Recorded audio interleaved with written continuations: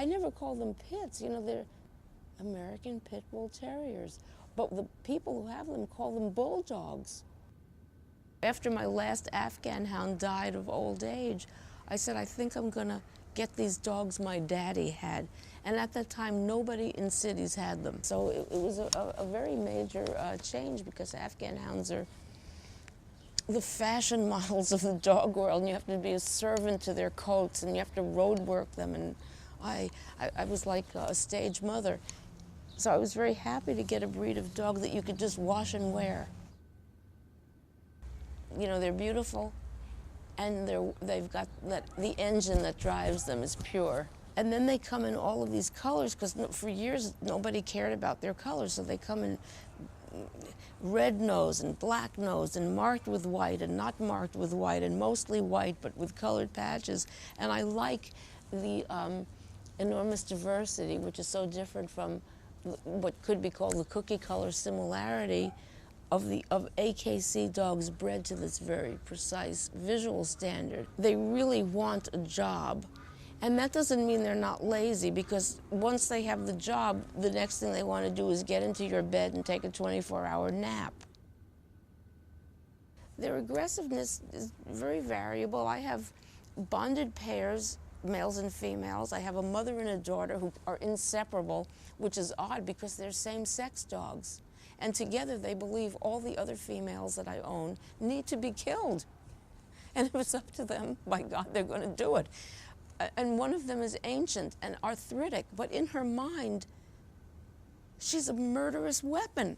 And she goes up to the doors of where the other bitches live, and she says, I am going to get there, and I'm going to kill you one day. And they say, oh, for the love of God, Muffy, you're 110 years old, you have arthritis, give it a rest. You know, they don't even take her seriously. And she becomes speechless with rage over this. And she makes a noise like,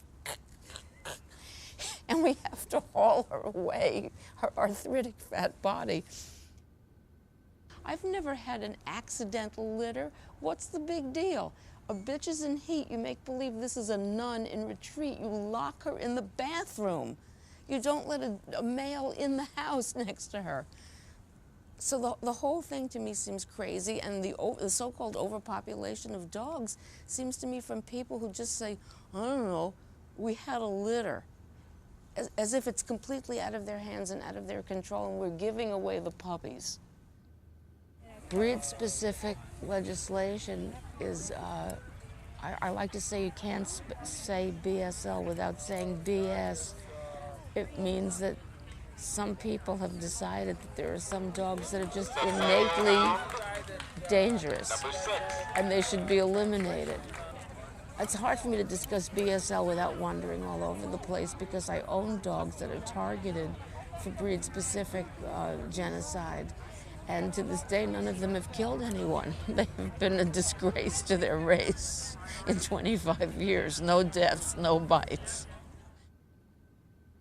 They say there's an epidemic of pit bull attacks, as if the pit bulls have, you know, phones, and they say, hey, fellow pit bull, over on Crenshaw, elderly woman in the street, feeble, take her down. I lived 60 years without getting bitten by a dog. When I finally did, it was some kind of Australian herding dog. And I've had my hands in millions of pit bull mouths, you know, like, show me your dog's bite, you know, that sort of thing that people do, or can I touch your dog? Never a harsh word from a pit bull dog. And I only know other pit bull people by now, because, you know, we're the pariahs unto the dog world.